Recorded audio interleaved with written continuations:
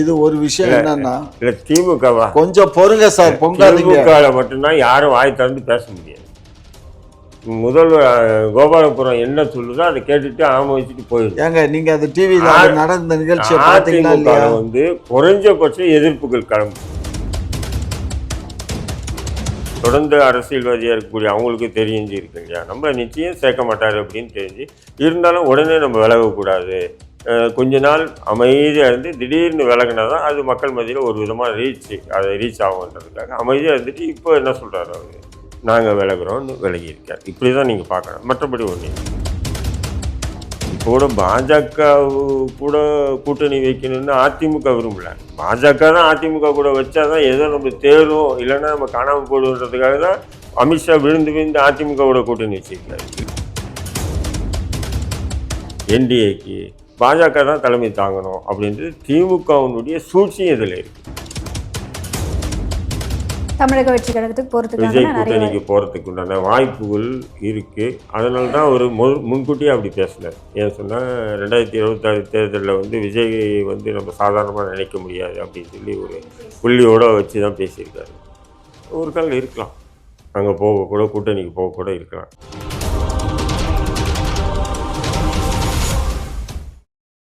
குக்கு செய்தி நேயர்களுக்கு வணக்கம். நான் உங்க தீபிகா. இன்றைய நிகழ்ச்சியின் சிறப்பு விருந்தினர்கள் திமுகவின் மூத்த முன்னோடி முனைவர் காமாட்சி நாயுடு அவர்கள் மற்றும் இந்திய தேசிய லீக் கட்சியின் மாநில தலைவர் தடா ரஹீம் அவர்கள். இருவருக்கும் வணக்கம். வணக்கம் சார். எடப்பாடி அவர்கள் வந்து பொது செயலாளராக தேர்வானது செல்லும் அப்படின்னு சொல்லி நீதிமன்றம் உத்தரவு விட்டுருக்காங்க. அது மட்டும் இல்லாமல் இதை எதிர்த்து கேஸ் போட்டாங்க இல்லையா, அதை தள்ளுபடியும் பண்ணியிருக்காங்க. இதை எப்படி பார்க்குறீங்க?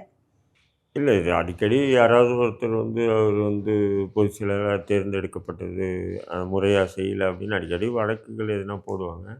அதுபோல் ஒரு வழக்கு தான் இது. அதாவது ஓபிஎஸ்ஓ அல்லது டிடிவி தினகரன் சசிகலா போட்ட வழக்கு இல்லை. யாரோ ஒருத்தர் 19 ஒருத்தர் போட்டார், அந்த வழக்கை தள்ளுபடி பண்ணியிருக்காங்க. அது ஒரு பெரிய சந்தோஷப்படுறதுக்கும் இல்லை, வருத்தப்படுறதுக்கும் இல்லை. அது ஒரு செய்தியாக நம்ம பார்க்க வேண்டியதில்லை. அப்படி தான் நம்ம இந்த விஷயத்துக்கு சொல்கிறோம். ஏன்னா இது சொல்லிட்டாங்க, இனி யாரும் அப்படி வழக்கு போட முடியாதுன்றது இல்லை. அப்படி ஒரு வழக்கு ஒருத்தர் போட்டிருக்காரு, அதை தள்ளுபடி பண்ணியிருக்காங்க. நீ என்ன திடீர்னு இங்கே வழக்கு போட்டிருக்க, அது அவங்க செயற்குழு பொதுக்குழு முடிவு. அந்த முடிவில் நீதிமன்றம் எப்படி தலையிட முடியும் அப்படின்னு. ஏன்னா இதுல எடப்பாடி அவர்கள் திட்டமிட்டு சதி பண்ணி முறைகேடு பண்ணி பொதுச் செயலாளராக ஆனாரு அப்படின்ற குற்றச்சாட்டுகள்லாம் நிறைய இல்லை. அது நீதிமன்றம் அதை ஏற்றுக்காது. இல்லை, ஏற்கனவே புகழேந்தின்னு சொல்லிட்டு அவரு போட்டிருக்காரு, ஓபிஎஸ் போட்டிருக்காரு, நிறைய போட்டிருக்காங்க. அந்த வழக்குகள்லாம் வேற. அது இல்லாமல் 3% ஒருத்தன் இது பண்ணி இப்படி ஒரு ஹைகோர்ட்டில் போடும்போது எடுத்தோடனே இப்படி போடக்கூடாது அப்படின்னு சொல்லி அந்த வழக்கை தள்ளுபடி பண்ணிட்டாங்க. அது முறை தான் அது. இதை பற்றி உங்களோட கருத்து ஐயா? இல்லை, இது அதாவதுமா, எடப்பாடி வெற்றி பெற்றது செல்லுமா செல்லாதான்னா 100க்கு 100 அது செல்லாது, ஊரறிஞ்ச விஷயம். இது யாருக்கிட்ட பேசணும்? எது செல்லாது? இல்லை, அவர் தேர்ந்தெடுக்கப்பட்ட முறை செல்லாது. இது எம்எல்ஏவா? எம்எல்ஏ தேர்ந்தெடுக்க எம்எல்ஏ இல்ல, அவர் பொதுச் செயலாளராக. அது உங்களுக்கு எதுக்கு சாமி? அது அவங்க கட்சி. அப்படி சொல்ல இயலாதுங்க. பொலிட்டிக்கல்னு வந்தாச்சுன்னா எல்லாரும் என்ன தவறு? அப்ப உதயநிதி ஸ்டாலின் துணை முதல்வரை நியமனம் பண்ணது சரியானதா? நீங்க எல்லாம் அதை விமர்சனம் பண்றீங்கல்ல, இந்த சரியானு கேக்குறீங்கல்ல, அதான் சார் விமர்சனம். நான் என்ன சொல்றேன், விமர்சனத்துக்கு அரசியல் பொது வாழ்க்கைக்கு வந்தாச்சுன்னா எல்லாத்துக்கும்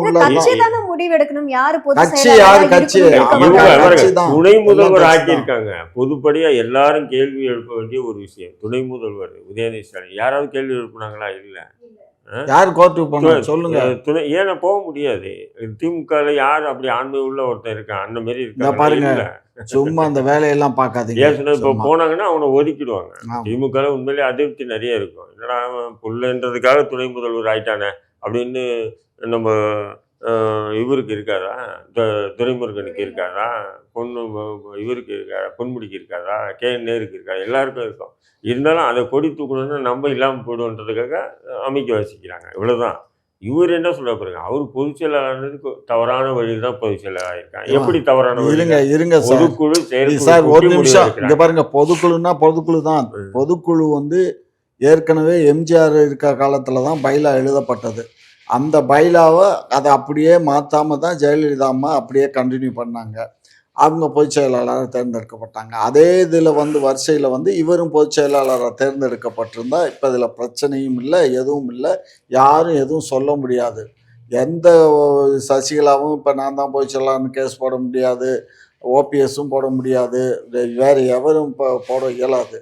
ஆனால் இவர் வந்து பைலாவை மாற்றி அவங்க தேர்தலில் அவங்களுக்கு சாதகமான முறையில் அந்த பைலாவை திருத்தி வச்சுக்கிட்டு ஜெயிச்சுக்கிட்டாருன்னா யாரும் ஓட்டு போடலை, கையை தூக்கு பண்ணிக்கிட்டாரு. புரியுதுங்களா? அவ்வளவுதான்.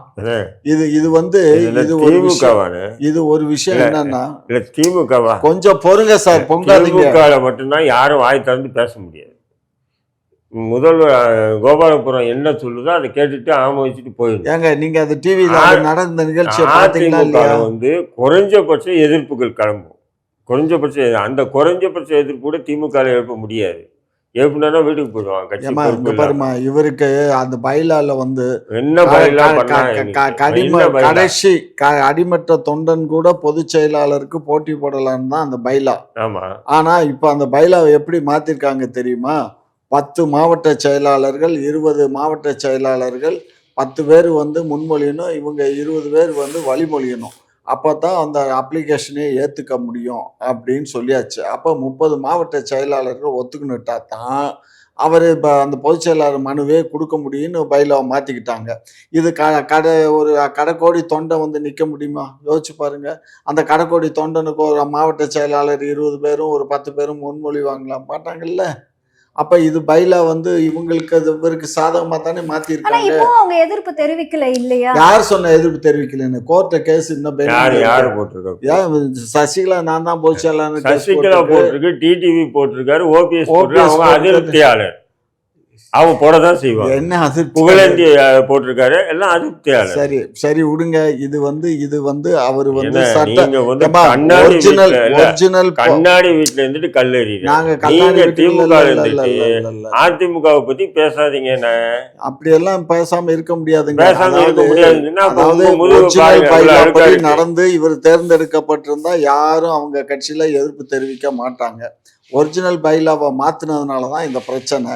இப்போ நீதிமன்றம் வந்து இவர் சொன்ன மாதிரி யாரோ ஒரு கடைக்கோடி தொண்டன் வந்து கேஸ் போட்டால் அது தள்ளுபடி பண்ணிட்டாங்க. இது தள்ளுபடி பண்ணதை திரும்ப அந்த தம்பியை எடுத்துக்கிட்டு சுப்ரீம் கோர்ட்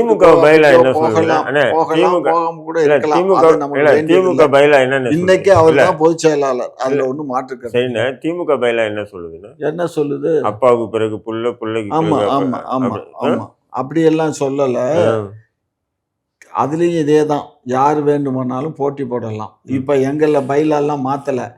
எப்போ அண்ணா போட்ட பைலால ஒரே ஒரு சின்ன சேஞ்சு என்னன்னா, அண்ணா தான் பொதுச் செயலாளர், தலைவர் தான், அது இடம் வேக்கண்டாக இருக்கும். தந்தை பெரியார் எப்போ தலைமை ஏற்க வர்றாரோ அன்னைக்கு வச்சுக்கலான்னு தான் அந்த இடத்த வேக்கண்டாக கொடுத்தாங்க. அதுக்கப்புறம் அவருடைய மறைவுக்கு பின்னாடி கலைஞர் என்ன பண்ணாருன்னா, கலைஞர் அந்த பைலால ஒரே மாற்றம், அதாவது தலைமையாக வந்து கலைஞராகவும் பொதுச் செயலாளர் வந்து பேராசிரியர் நாவலரும் எடுத்தாங்க. அப்போ அதுக்கப்புறம் நாவலருக்கு வந்து இங்கே இருந்துட்டு அவர் கட்சி மாறி போனதுனால பொதுச் செயலாளராக பேராசிரியர் வந்தார். அவ்வளோதான் மாற்றம். வேற எந்த மாற்றமும் அதே பைலா தான் அன்னைக்கும் இன்னைக்கும். கிட்டத்தட்ட அதுவே இப்போ 50 வருஷம் ஆகிப்போச்சு. எந்த பைலா? இந்த அதுல வந்து குடும்ப அரசியல்னா அப்பாவுக்கு பிறகு அதெல்லாம் கிடையாது. அதெல்லாம் போய் போட்டி போட வரீங்க. அவங்க சார் யாருக்கு மெஜாரிட்டி அவங்க ஜெயிக்கிறாங்க. இப்ப எனக்கு மெஜாரிட்டி இருந்தா நான் கூட நாமினேஷன் போடலாம். எப்படி போடுவீங்க? எப்படி போடுங்கன்னா, ஒன்னும் அதுக்கு ஒன்னும் வழிமொழி கிளிமொழி எல்லாம் இல்ல. ஒரு பெட்டிஷனை வாங்கி எழுதி நான் இந்த மாதிரி நம்ம மாநில தலைவராக திமுகவினுடைய ஒப்பற்ற தலைவராக தேர்ந்தெடுப்பதற்காக நம்ம குடும்பத்தை சார்ந்தவங்களுக்கு மட்டும் தான் அங்க மெஜாரிட்டி இருக்கு. அப்படி எல்லாம் போட்டதே இல்லை யாருமே. கோபாலபுரத்துடைய அனுமதி இல்லாம ஒருத்தர் போட்டதா சொல்லுங்க. திமுக மீது அதிருப்தியா இருந்த முன்னோடிகள் கூட யாருமே போட்டது போட மாட்டாங்க. கலைஞர் இருந்தால் கலைஞருக்கு அப்புறம் ஸ்டாலினுக்கு அப்புறம் உதயநிதி ஸ்டாலினுக்கு பிறகு இன்பாநிதி, அப்புறமா இன்பாநிதி எவனை பெற்றுக்கிறானோ இல்லை அவன் எல்ஜிபிடிக்யூன்னு சொல்லிட்டு அவன் சுத்திட்டு இருக்கான், அப்படி போக போறான்னா யாருக்கு தெரியும்? வெற்றி வாய்ப்புக்கு வழி இருந்தா தானே நாமினேஷன் போடுவான். வெற்றி இல்ல வாய்ப்புக்கு போட்டாதானே தெரியும் வெற்றி வாய்ப்பு இருக்கா அது இல்லையான்றது. யார் போடுவா? யாரும் போடல. அங்க நம்ம வந்து உறுப்பினரா இருக்கணும். திராவிட முன்னேற்ற அதனால கழகத்துல இந்த உறுப்பினரா பைலா, இருந்தா இந்த போதும். கொள்கை இது எல்லாமே எப்படின்னு சொன்னோமா, வச்சு எதுனா இரும்பு பெட்டியில வச்சு பூட்டி வச்சுக்குவாங்க. பூட்டி வச்சுட்டு இவங்க மனசுக்கு என்ன இருக்கோ அது மாரி செயல்படுவாங்க. இப்ப அண்ணா கொண்டு வந்த மாரி பொதுச் செயலாளர் தான் தலைவருன்றது திமுகல இல்ல. ஏன்? அ அது நான் வந்து அந்த தலைவர் ஸ்தானத்துல யார பார்க்குறேன்னா, பெரியார பார்க்குறேன்னு சொன்னாரு. ஆனா கலைஞர் வந்த பிறகு என்ன பண்றாரு? பெரியாராவது, அண்ணாவது மயிரு போங்கடா அப்படின்னு சொல்லிட்டு என்ன பண்றாரு? அவரே அந்த ஸ்தானத்துல வந்து உட்காந்துட்டாரு. எடுத்துக்கிட்டாரு. அவர் உட்கார்ந்தது மட்டும் இல்லாம, இப்ப அவருக்கு பிறகு அவர் புள்ள உட்காந்துருக்காரு. அதுக்கப்புறம் அவருடைய பேரன், அதுக்கப்புறம் அவருடைய கொள்ளு பேரன். எப்படி இவங்கெல்லாம் பெரியார உட்கார வைக்கணும்னு சொல்லி, அழகு பார்க்கணும்னு சொல்லி அண்ணா நினைச்சாரு இல்லையா? அந்த ஸ்தானத்துல எல்லாரையுமே உட்கார்றாங்க. யாரு? கலைஞர் உட்கார்ந்தார். சரி, ஓகே. ஸ்டாலின், அதுக்கு பிறகு உதயாநிதி, அதுக்கப்புறம் இன்பாநிதி, அதுக்கப்புறம் நாதாரிங்க. என்ன இவங்க வந்து திராவிட கொள்கை. எப்படி சீமான் வந்து திராவிடத்தை ஏன் எதிர்க்கிறாரு? நீங்க திராவிட கொள்கையிலேருந்து கொஞ்சம் கொஞ்சமா விலகி நாசகார கொள்கைக்கு போயிட்டீங்க. அப்போ சீமான் வந்து ஏறி அடிக்கிறாரு. அதான் பார்க்க முடியும். என்டிஏ கூட்டணியிலிருந்து டிடிவி தினகரன் வந்து வெளியாகியிருக்காரு. இதை பத்தி என்ன பேசுறாங்க அப்படின்னா, அதாவது அமித்ஷா கிட்ட இவர் பணம் கேட்டது, அதாவது தேர்தலுக்கான செலவுக்கு வந்து பணம் கேட்டதா வந்து சொல்றாங்க. ஸோ இதை வந்து தர மறுத்ததுனால இவர் இந்த கூட்டணியில இருந்து வெளியாகி இருக்கிறதா தகவல்லாம் போயிட்டு இருக்கு. இதை எப்படி பாக்குறீங்க? இல்ல அது அது பணம் கேட்டாரா? அவங்க கொடுக்க மாட்டேன்னு சொன்னாங்களா? அதெல்லாம் நமக்கு தெரியாது. அது அனுமானத்துல ஆளாளு ஒரு ஒருன்னு அடிச்சு விடுவாங்க. அந்த சோசியல் மீடியால இதே மாரி யூடியூப்ல உட்காந்து. ஆனா என்னுடைய கணிப்பு என்ன சொன்னீங்கன்னா, என்டிஏ கூட்டணி தமிழ்நாட்டுல வந்து எடப்பாடி பழனிசாமி தான் தலைமை. அப்போ எடப்பாடி பழனிசாமி தலைமையிலான என்டிஏ கூட்டணியில் டிடிவி தினகரனை வைக்கிறதுக்கு எடப்பாடி பழனிசாமி விரும்பலை. ஏன்னு சொன்னால் அதுக்கு உதாரணம் வந்து பார்த்திங்கன்னா, இப்போ சமீபத்தில் மூப்பனாருடைய விழா நடந்தது. நினைவு நாள் விழாவோ ஏதோ ஒன்று நடந்தது. அந்த நிகழ்வுக்கு வந்து பார்த்திங்கன்னா பாஜக தலைவர்கள், அதிமுக தலைவர்கள், அப்புறம் வந்து அண்ணாமலையுமே வந்து எல்லா தலைவர்களுமே வந்தாங்க. அதில் கூட வந்து டிடிவி தினகரன் புறக்கணிக்கப்பட்டார். ஓபிஎஸ் ஏற்கனவே விலகிட்டேன்னு சொல்லிட்டாரு, என்டிஏ கூட்டணியிலேருந்து விலகிட்டேன்னு சொன்னால் அதனால் அவரை கூப்பிடல. நான் டிடிவி தினகரன் நான் வந்து என்டிஏ கூட்டணியில் இருக்கேன்னு ஆரம்பத்துன்னு சொல்லிட்டு வரக்கூடியவர். அந்த மூப்பனாருடைய நிகழ்ச்சிக்கு அவர் இடையில அவருமே சொல்லியிருந்தாரு, இந்த மாதிரி நீங்க இந்த கூட்டணியில் இருக்கீங்களான்னு செய்தியாளர் கேள்வி கேட்கும் போது, அது என்கிட்ட கேட்காதீங்க, நயினார் அவர்கிட்ட போய் கேளுங்க அப்படின்னு. இல்லை, அப்படி நயினார்கிட்ட கேளுங்கன்னு சொல்லியிருந்தாரு. அதே இடத்துல அவரும் சொல்லியிருக்காரு, நான் இருக்கேன்னு தான் சொல்லிட்டு இருந்தார். ஆனால் அவர் மூப்பனார் நிகழ்ச்சிக்கு அவரை கூப்பிடல. அப்போ இதெல்லாம் பார்த்துட்டு அவர் என்ன நினைக்கிறாருன்னு சொன்னால், அதிமுக அதாவது எடப்பாடி தலைமையிலான என்டிஏ கூட்டணி இங்கே தமிழ்நாட்டில் இருக்கிறதுனால தான் நமக்கு வந்து ஒதுக்குறாங்க என்டிஏ கூட்டணியிலேருந்து. அதை வந்து பாஜக ஒதுக்குது அப்படின்னு சொல்லி தான் அவர் விளக்குறாரு. இப்போ நீங்கள் சொல்கிறது புதுசாக இருக்குது குண்டு. ஏதோ ஒரு 500 கோடி கேட்டார், 1000 கோடி கேட்டார், அமித்ஷா கிட்ட அவர் கொடுக்க மாட்டேன்னு சொன்னார், அதனால் விலகிட்டார் அப்படின்னு சொல்லிட்டு யாரோ சொன்னதாக சொல்கிறீங்க. அது எவ்வளோ உண்மை எவ்வளோ பொய்ன்னு தெரியல. ஏன்னா டிடிவி தினகரன் கிட்ட இல்லாத காசாக அமித்ஷா கிட்ட போய் கேட்க போகிறாரு. இல்லை சொல்கிறேன் நான், அப்படியெல்லாம் நம்ம நினைக்க முடியாது. ஆனால் அவர் விலகினத்துக்கு காரணம் வந்து அதிமுக பொதுச்செயலாளர் எடப்பாடி வந்து என்டிஏக்கு இங்கே தலைமை ஏற்றனால நம்மளை நிச்சயம் இந்த கூட்டணியில் சேர்க்க மாட்டாங்க அப்படின்னு அவங்களுக்கு 5 பைசா அரசியல் பேசுகிற நமக்கு எப்படி இருக்குன்னா, தொடர்ந்து அரசியல்வாதியாக இருக்கக்கூடிய அவங்களுக்கு தெரிஞ்சு இருக்கு இல்லையா, நம்மளை நிச்சயம் சேர்க்க மாட்டார் அப்படின்னு தெரிஞ்சு இருந்தாலும் உடனே நம்ம விலகக்கூடாது, கொஞ்ச நாள் அமைதியாக இருந்து திடீர்னு விலகினா தான் அது மக்கள் மத்தியில் ஒரு விதமாக ரீச் ஆகுன்றதுக்காக அமைதியாக இருந்துட்டு இப்போ என்ன சொல்கிறாரு அவர், நாங்கள் விலகுறோம்னு விலகி இருக்கார். இப்படி தான் நீங்கள் பார்க்கணும், மற்றபடி ஒன்றும் இல்லை. இப்போ இதனால பாஜகவிற்கு வந்து பின்னடைவு ஏற்படும் அப்படின்னு சொல்கிறாங்களே, அது உண்மையா? இல்லை, பாஜகவுக்கு வந்து பார்த்தீங்கன்னா அதிமுகவுக்கு பின்னடைவா, பாஜகவுக்கு பின்னடைவா அல்லது என்டிஏக்கு பின்னடைவா அப்படின்றது நம்ம பார்க்கணும். இதில் குறிப்பாக இன்னொரு விஷயம் என்னன்னு சொன்னீங்கன்னா, பாஜக வந்து ஒரு விதமான கேம் வந்து ஆரம்பிச்சாச்சு. என்டிஏ கூட்டணிக்கு தமிழ்நாட்டில் நம்ம தான் தலைமை தாங்கணும்னு பாஜக முடிவு எடுத்திருக்கு. இப்போ அதனால தான் என்ன பண்ணுறது, இப்போ டிடிவி தினகரன் இப்போ விலகிட்டேன்னு சொல்லிட்டார். ஏற்கனவே ஓபிஎஸ் இப்போ வந்து செங்கோட்டையனை இப்போ களத்தில் இறக்கியிருக்கு. யார்? பாஜக இறக்கியிருக்கு. செங்கோட்டையனே என்ன பண்ணாரு, 5ஆம் தேதி ஏதோ சொல்கிறேன் திறந்து பேசுகிறேன்னு சொல்லியிருக்காரு. அவர் மனம் திறக்கட்டும், திறக்காம போட்டோம், அது வேறு விஷயம். திறந்து பேசுகிறேன்றாரு. இப்போ இதில் என்ன தெரியுதுன்னு சொன்னால், அதிமுகவுக்கு ஒரு விதமான நெருக்குதலை கொடுத்தேன்னு சொன்னால், பாருங்கள் உங்களுக்கு உண்டான பலம் கொஞ்சம் கொஞ்சமாக இழந்துட்டு வரீங்க. அதனால் தமிழ்நாட்டில் நீங்கள் இருந்தீங்கன்னா உங்கள் கூட கூட்டணி இவங்கெல்லாம் வரமாட்டாங்க தலைமை தாங்கினா, நாங்கள் தலைமை தாங்குறோம். பாஜக வந்து செங்கோட்டையன் அவர்களை வச்சு காய் நகர்த்துற மாதிரி என்னுடைய பார்வைக்கு பார்த்து, அதனால் நாங்கள் தமிழ்நாட்டில் வந்து என்டிஏக்கு தலைமை தாங்குறோம். அப்போ நாங்கள் வந்து என்ன பண்ணுவோம், எல்லாரையும் இணைச்சிக்குவோம். இல்லைன்னு சொன்னால் இப்படி ஒரு குழப்பம் வந்ததுன்னா திமுக மறுபடியும் அமோக வெற்றி பெறும், அதுக்குண்டான வாய்ப்பை நீங்கள் கொடுத்துடாதீங்க அப்படின்னு சொல்லி பாஜக ஒரு பேரம் பேசுறதுக்கு மறுபடியும் எடப்பாடி கிட்ட பேரம் பேசுறதுக்கு உண்டான வாய்ப்புகள் ஏற்படுத்துறதுக்கு தான் இந்த குழப்பங்கள் நடக்குது. ஆனால் எடப்பாடியை பொறுத்தவரையிலும் கிளியராக இருக்காது. யார் வந்தாலும் சரி, யார் போனாலும் சரி, இதுதான் நிலை. வந்தால் இருந்தாரு, இல்லைன்னா போனால் போ அப்படின்னு சொல்லி தான் நிலைப்பாடு இருக்காது. செங்கோட்டையன் போனதுனாலேயோ அல்லது ஓபிஎஸ் போனதுனாலேயோ டிடிவி போனதுனாலேயோ அதிமுகவுக்கு மிகப்பெரிய இழப்பு இல்லை. ஏன்னா கடந்த பாராளுமன்ற தேர்தலில் அதிமுக அவங்களுடைய ஓட் பேங்கை வந்து தக்க வச்சுக்கிட்டாங்க. இப்போ கூட பாஜக கூட கூட்டணி வைக்கணும்னு அதிமுக விரும்பல. பாஜக தான் அதிமுக கூட வச்சாதான் ஏதோ நம்ம தேரும், இல்லைன்னா நம்ம காணாமல் போடுன்றதுக்காக தான் அமித்ஷா விழுந்து விழுந்து அதிமுகவோட கூட்டணி வச்சிருக்காரு. இல்லைன்னா அவங்க திமுக கூட வந்து ஒரு மறைமுக, அதனால தான் இந்த வரையிலும் திமுக கூட வந்து திரைமறைவு கூட்டணியில் திமுக தான் இருக்குது. பாஜகவுடைய திரைமறைவு கூட்டணியில் திமுக தான் இருக்குது, அதிமுக இல்லை. இப்போ சமீபத்தில் நடந்து முடிஞ்ச அந்த பாகிஸ்தானுக்கு எதிரான போரில் கூட பாருங்கள், திமுக காரங்க தான் வெளிநாட்டுக்கெல்லாம் அனுப்பிச்சாங்க. கனிமொழி தானே போனார். அதிமுக காரங்களை யாரையும் அனுப்பலை. தம்பிதுரையா அந்த குழுவில் அனுப்பலை.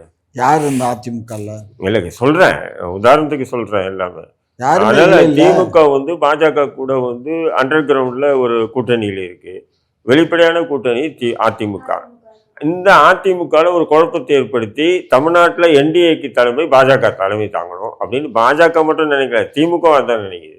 திமுக ஏன் அப்படின்னு நினைக்குதுன்னு சொன்னீங்கன்னா இதில் நல்ல விஷயம், இங்கே வந்து என்டிஏக்கு தலைமை பாஜக தலைமை தாங்கினா இந்த ஒடுக்கப்பட்ட சிறுபான்மை மக்களுடைய வாக்கு முழு விகிதாச்சாரம் நமக்கு வரும். இல்லைன்னா அங்கே கொஞ்சம் மாறும். புரியுதுங்களா உங்களுக்கு? அங்கே மாறும். அந்த மாறாமல் இருக்கணும்னு சொன்னால் இங்கே தமிழ்நாட்டில் வந்து அதிமுக தலைமை தாங்கக்கூடாது, என்டிஏக்கு பாஜக தான் தலைமை தாங்கணும் அப்படின்றது திமுகவினுடைய சூழ்ச்சியும் இதில் இருக்குது. அதுதான் அதை எல்லாம் சேர்ந்து தான் இப்போ செங்கோட்டையன், டிடிவி தினகரன், இது எல்லாம் அப்படியே ஒரு விதமாக ஒரு ரவுண்டு ஓடுது. இதை பற்றி உங்களோட கருத்து? அவங்க என்ன இல்லை இல்லை, அவர் பெரிய ஒரு நீண்ட நெடிய பயணம் மாதிரி நீண்ட நெடிய உரையை ஆற்றி முடிச்சிருக்கார் ஐயா. அவர் சொல்கிறதுல கொஞ்சம் உண்மைகள்லாம் இருக்குது, அதை மறுப்பதற்கு இல்லை. ஆனால் மறைமுகமாக வந்து திராவிட மாடல் ஆட்சிக்கும் பாரதிய ஜனதாவுக்கும் இருக்குது, அதனால தான் வெளிநாட்டுக்கெல்லாம் கனிமொழி மேடத்தை அனுப்பிச்சாங்க அப்படின்னு சொல்கிறது வந்து ஏற்றுக்கொள்ள முடியாது. கனிமொழி என்ன போய் பேசுனாங்க? அவர் பிரைம் மினிஸ்டர் எங்களை பொறுத்த மட்டிலும் கண்டிப்பாக 100க்கு 100% திராவிட மாடல் ஆட்சிக்கும் பாரதிய ஜனதாவுக்கும் எந்த சம்பந்தமும் இல்லை, எந்த ஒட்டும் இல்லை, உறவும் இல்லை. புரியுதா? ஆகையினால இந்த வார்த்தையை மாத்திரம் அவர் தவிர்த்து சொல்லுங்க, மற்றபடி அவர் பேசுனதெல்லாம் ஏற்புடையது தான். மாதம் மாதம் கப்பம் கட்டுறீங்களா? அந்த 500 கோடி ரூபாய் எந்த நாய் பாஜக? எந்த நாய் சொல்லுச்சு? இல்லை, நிறைய பேசுகிறாங்க. பேசுகிறானுங்கள, பேசுகிறவனுங்க என்கிட்ட வந்து வர சொல்லுங்க, அவனுங்களுக்கு ஏதாவது கப்பம் கட்டுவோம்.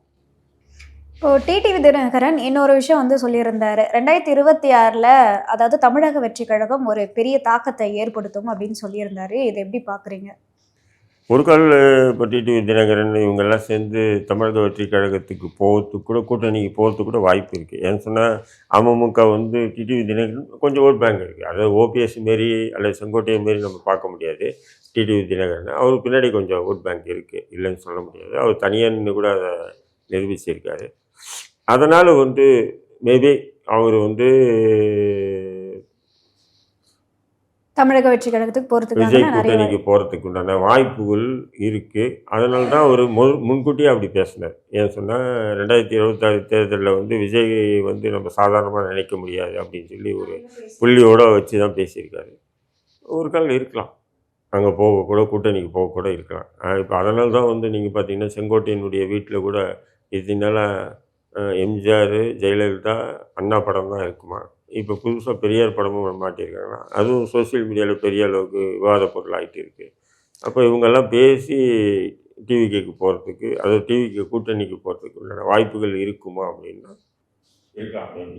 இன்னொரு புறம் வந்து திமுகவுக்கு செங்கோட்டையன் வந்து போலான்னு ஒரு பக்கம் பேசிட்டு இருக்காங்க, ஒரு பக்கம் வந்து அதெல்லாம் சாத்தியமே கிடையாது. ஏன்னா அதிமுகவில் இருந்த சில பேர் வெளியே வர்றதுக்கு காரணமாகவே அவர் தான் இருந்தார். இப்போ அவங்க எல்லாருமே இப்போ திமுகவில் அமைச்சராக இருக்காங்க. அப்படி இருக்கும் பட்சத்தில் அவர் போகிறது கரெக்டாகவும் இருக்காது. ஆனால் ஒன்று மட்டும், செங்கோட்டையன் போகிறதுனால இப்போ அதிமுகவுக்கு எந்த பலகீனமும் இல்லைன்றேன் நான், என்னுடைய பார்வையில். ஏன்னா செங்கோட்டையன் நல்ல மனிதர், நல்லவனுக்கு அரசியலில் வந்து வேலை இல்லை. புரியுதுங்களா? அதேமாரி அவர் பின்னாடி யாருமே போக மாட்டாங்க. இது மட்டும் எதார்த்தத்தை நான் சொல்கிறேன். ஏன்னா எடப்பாடி முதல்வர் ஆகிறதுக்கு முன்னாடி செங்கோட்டையன் கிட்ட தான் சசிகலா கேட்டதா சொல்கிறாங்க. நீ எங்கள் முதல்வர் ஆகுங்க. அப்போ என்னால் அவ்வளோ பொருளாதாரத்தை திரட்ட முடியாதுன்னு சொல்லியிருக்காரு. அந்த அம்மா என்ன பண்ணியிருக்கணும், செங்கோட்டையனை முதல்வர் ஆக்கிட்டு உங்ககிட்ட இல்லாத பணமா? நீங்கள் வந்து இவ்வளோ பணம் வேணும் அவ்வளோ பணம் வேணும்னு கேட்டீங்க. சசிகலாவை சொல்கிறேன். அவங்க போய் பணம் இவ்வளோ வேணும், 500 கோடி வேணும், 1000 கோடி வேணும்போது அவ்வளோ காசு என்கிட்ட இல்லைன்னு சொல்லி செங்கோட்டையன் சொல்லிட்டாங்க. அதனால தான் அவர் அப்படியே அமைதியாக இருந்துட்டார். அப்போது வந்து நீங்கள் இந்த கட்சியை விற்றுட்டு போகாம தானே இன்றைக்கி எடப்பாடி துரோகம் பண்ணிட்டாருன்னு பெரிய வெளியில் பேசுகிறீங்க. அவர் இன்னும் சும்மா வாங்கலையே, பல கோடி கொடுத்து கட்சியை வாங்கி அவர் போய் செல்லலாம். இப்போ அவர் கட்சியை வந்து நிலைநிறுத்திக்கிட்டார். அதனால் வந்து இது துரோகமாக பார்க்க முடியாது. ஏன்னா முன்னாடி நாங்களும் துரோகம் தான் நினச்சிட்டு இருந்தேன். அப்புறம் உள்ளே போய் விசாரிக்க தான் வந்து பெருந்தொகை கைமாற்றப்பட்டு தான் இவருக்கு முதல்வர் வேட்பாளராக நியமனம் பண்ணியிருக்காங்க. யாரை? எடப்பாடி. அப்போ அவர் அவ்வளோ கொடுத்துட்டு வந்தவங்க ஏன் நம்ம வந்து இவங்களுக்கு கப்பம் கட்டிட்டு இவங்களுடைய கட்டுப்பாட்டில் இருக்கிறோம், நம்ம சுயமாக இருப்போம் அப்படின்னு சொல்லிட்டு கட்சியை அவருடைய கட்டுப்பாட்டில் கொண்டு வந்தார். இது தவறு இல்லை. எடப்பாடி செஞ்சது அது துரோகமும் இல்லை, சசிகலாவுக்கு அது தவறும் இல்லை. இவங்ககிட்ட இருக்கக்கூடிய பல்லாயிரம் கோடிக்கணக்கான சொத்துக்களுக்கு இவங்க ஏன் போய் மறுபடியும் போய் கட்சி உங்களை நம்பி இருந்தது இல்லையா? அவங்க ஜெயலலிதா உங்களை நம்பி இருந்தாங்க. அவங்க இப்போ மறைவுக்கு பிறகு ஒட்டுமொத்த கட்சியும் உங்கள் பின்னாடி அணிவகுத்து நிற்கும்போது நீங்கள் என்ன பண்ணணும்? உங்ககிட்ட இருக்கக்கூடிய ஜெயலலிதா எப்படி பண்ணாங்க? தங்கிட்ட இருக்கக்கூடிய சாதாரணவனு கூட எம்எல்ஏ எம்பி ஆக்கி விட்டாங்க. அதேமாரி நீங்கள் ஒரு சாதாரண ஒரு நபரை வந்து முதல்வராக்கி விட்டு இருந்தீங்கன்னா அவங்க உங்களுக்கு விசுவாசமாக கட்டுப்பட்டு இருக்காரு இல்லைங்களா? நீங்கள் அதை விட்டுட்டு 1000 கோடி எடுத்துட்டு வா, இன்னும் 2000 கோடி எடுத்துட்டு வான்னு சொன்னால் அப்போ காசை வந்து போட்டவங்க அப்போ அந்த காசை எடுக்க தான் பார்ப்பாங்க. அதுக்கு அவங்க அந்த கட்சியை எடப்பாடிக்கிட்ட அப்படியே ஜாமாயிடுச்சு. அதனால வந்து எடப்பாடி வந்து சசிகலாவுக்கு துரோகம் பண்ணாருன்னு சொல்லவே முடியாது. இது வெளிப்படையாக பேச முடியாது. ஆனால் தான் அதிமுக எடப்பாடியும் பேசுறதில்லை, அதிமுக மூத்த தலைவர்களும் இவ்வளோ காசு கொடுத்து தாண்டா நான் வாங்கணும், நாங்கள் ஏன்டா துரோகம் பண்ணிட்டு வந்தோம், சும்மா ஒன்றி வாங்கலை அப்படின்னு அப்போ எடப்பாடி வந்து பைசா கொடுத்து தான் இந்த விஷயத்த வந்து இல்லை. பண்ணியிருக்காரு. எடப்பாடின்னா எடப்பாடி சார்ந்தவங்க கொடுத்துட்டு எடப்பாடி ஆக்குங்கன்னு சொல்லியிருக்காங்க. புரியுது. எடப்பாடின்னா எடப்பாடி பாக்கெட்டில் போகிறதுல காசு இல்லை, எடப்பாடி சார்ந்த அவங்களுடைய கொங்கு பெல்ட்லேருந்து பெருந்தொகையை வந்து கொடுக்குறது. ஏன்னா இவங்க அவ்வளோ டிமாண்ட் பண்ணுறாங்க. அவ்வளோ டிமாண்டுக்கு வந்து வேறு யாரும் சரி இல்லை அப்படிங்கும்போது அப்போ இவருக்கு பேக்கப் நட்பு அந்த பேக்கப்பில் வச்சு தான் இவர் வராரு.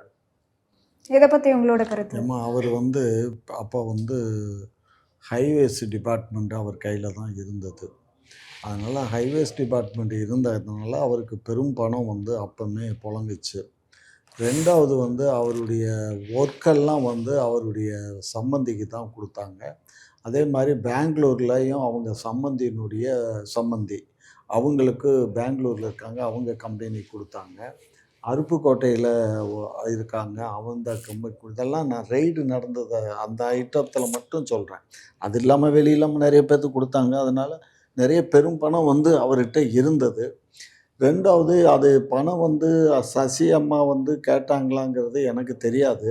ஆனால் ஒரு விஷயம் கேள்விப்பட்டேன். என்னன்னா அந்த எம்எல்ஏக்கள்லாம் இருந்தாங்க இல்லையா, அந்த எம்எல்ஏக்களுக்கு ஏதாவது கொஞ்சம் கையூட்டு கொடுத்தா நல்லா இருக்கும் அப்படிங்கிற மாதிரி கேள்விப்பட்டு அவங்களுக்கெல்லாம் கொடுக்கறதுக்கு இவர்னால இயலலை. நான் கொடுக்குறேன். அதான் அந்த எம்எல்ஏக்களுக்கு கொடுத்து தக்க வச்சுக்கிட்டு மாறாமல் இருக்கணும்னு சொல்லி தான் அதுக்கு தான் காசு. ஏன் அதுதான் நான் சொல்கிறேன், சசிகலா கிட்ட இல்லாத காசா நீ உன் பீரோ திறந்து எடுத்து கொடுத்துருந்தா உனக்கு விசுவாசமாக இருந்திருப்பான் இல்லையா? அது எப்படி இருப்பாங்க கண்ணே? கவுண்டனுகளை பற்றியும் உங்களுக்கு தெரியாதா? அப்படியெல்லாம் சாதியை பற்றி பேசாதீங்க. விசுவாசம்லாம் அவங்களுக்கு சுத்தமாக வெட்டி போட்டால் கூட வராது. ஸோ அதனால் அவருக்கு வந்து இன்னைக்கு நிலைநிறுத்திக்கிட்டார்ல, 4.5 வருஷம் ஆண்டுட்டார் முதலமைச்சராக. யாருக்குமா விட்டு கொடுக்க மனசு வரும்? யோசிச்சு பாருங்க. இல்லை, அது மட்டும் இல்லாமல் கட்சியும் சின்னத்தையும் அவர் கட்டுப்பாட்டில் வச்சுட்டு கட்சியை கடந்த பாராளுமன்ற தேர்தலில் அவ்வளோ குழப்பத்துக்கு மத்தியில் ஒரு 1.25 கோடி ஓட்டு வாங்கினாங்களா இல்லையா அதிமுக? வாங்கியிருக்காரு. ரெண்டாவது அந்த எம்எல்ஏக்களை மாவட்ட செயலாளர்களை தக்க வச்சுக்கிட்டாரு. நிறைய மாவட்ட செயலாளர்கள் மாற்றினார். மாற்றியும் கூட அவங்களெல்லாம் அவர் கண்ட்ரோலுக்கிட்ட இருக்காங்க. இப்போ எல்லாமே அவர் கண்ட்ரோலில் இருக்காங்க. முன்னாள் அமைச்சர்கள், முன்னாள் சட்டமன்ற உறுப்பினர், முன்னாள் நாடாளுமன்ற உறுப்பினர், ஒன்றிய செயலாளர் வரையும் அவர். பாஜக கூட்டணியில் இல்லாமல் பார்த்தீங்கன்னு சொன்னால் எடப்பாடி தான் சிறந்த அடுத்த முதல்வருக்கான நபர். அதில் எந்த மாற்று கருத்தும் இல்லை. பாஜக கூட்டணி இருக்கிறதுனால தான் இப்போ நம்ம எல்லாம் எதிர்க்க வேண்டிய சூழ்நிலை தள்ளப்படுறோம். எடப்பாடியா ஸ்டாலினான்னு பார்த்தீங்கன்னா எடப்பாடி தான். எடப்பாடி தான் எல்லாரும் சொல்லிட்டு இருக்காங்க. நீங்களே ஒத்துக்கிறீங்களே? எல்லாரும் சொல்லிக்கிறாங்க. அண்ணனுக்கு கூட அது பிடிக்காது மேபி. ஆனால் அங்கே பாஜக கூட்டணி இருக்கிறதுனால தான் இப்போ நம்ம எடப்பாடியை நம்ம செலக்ட் பண்ண நம்ம சொல்ல முடியாத நிலை.